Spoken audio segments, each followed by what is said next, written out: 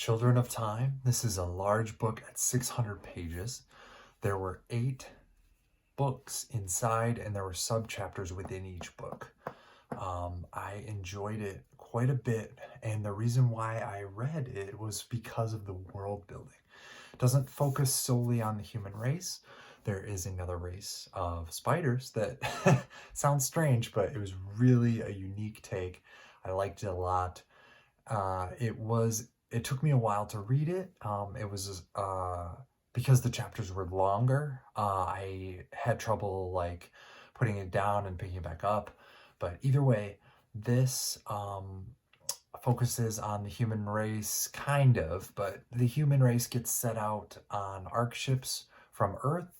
Earth is destroyed by eco-terrorists who believe that we should erase all technology and go back to our natural state. I think it implies there was some kind of accident or nuclear weapons or something happened, some event that forced people to leave Earth on the ARC ships. So this focuses on one specific ARC ship that approaches a planet that was a terraforming experiment supposed to be for a bunch of monkeys, but it turns out spiders instead. So it alternates between the humans and the spiders. With the humans, I really liked Lane. She was my favorite character. She just kicked butt and was super awesome. She was the engineer and was just in general like super cool. I liked every chapter that included her, and it made me want to read more about the humans. She was the reason why I wanted to keep reading the human chapters. They do deal with a mutiny. The captain is tyrannical. I don't know, wants to take over, and I don't know. He's just like an overbearing kind of guy, and the security forces are in his command. And the captain wants to live forever, so tries to upload himself to the ship's computer. It is a unique experience in that it's kind of a dream state. Like the main character is kind of like hazy, like he goes in and out of cryogenesis or cryostasis. I don't know, some fancy term, like they put him to sleep, right, for long distance travel, waking up and putting down, like there's kind of like a headache dream state. And I believe that was intentional, but I didn't really like it. I couldn't tell if he was having a dream or if it was a real action sometimes, but I believe that was intentional. So I'm not counting that against the author. I just think that it made it difficult for me to read those chapters. But the spiders, I always wanted to find out what was going to happen next with the spiders. I didn't have the same problem as I did with humans, where I didn't want to stop reading. I couldn't get enough. So a matriarchal society, so the female line is more important in the spider world.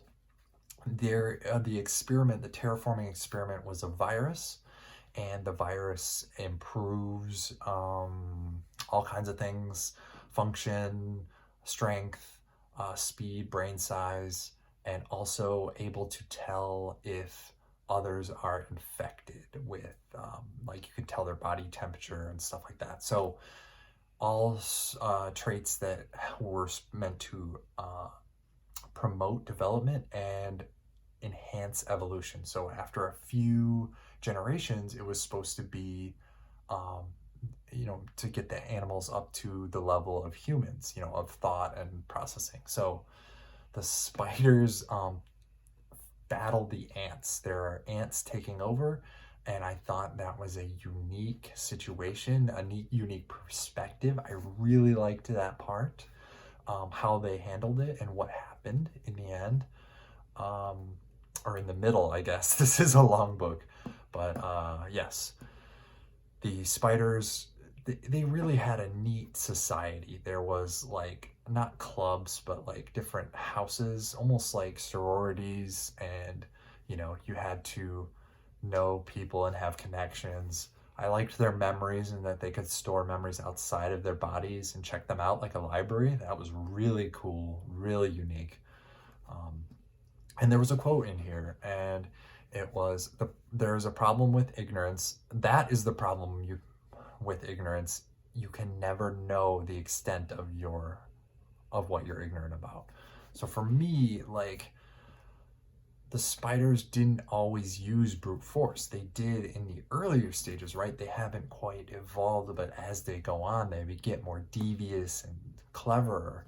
So I really liked that it wasn't all about brute force and strength, you know, like the strongest survive in nature, right? Like evolution. The quick-witted spiders and the cleverness won the day for them. And it just was so unique when the Ark ship approaches the spider, you know, world, you know, the inevitable interaction between humans and spiders.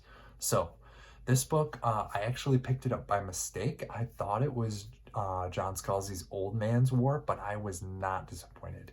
It took me longer than normal to read this book, but in the end, I'm glad I did. And if you like world building or are at all interested in it, this is the book for you. It's just such a unique way of describing the planet, the spiders, the way the humans interact with each other in and of itself was really good. So, um, yeah, great book.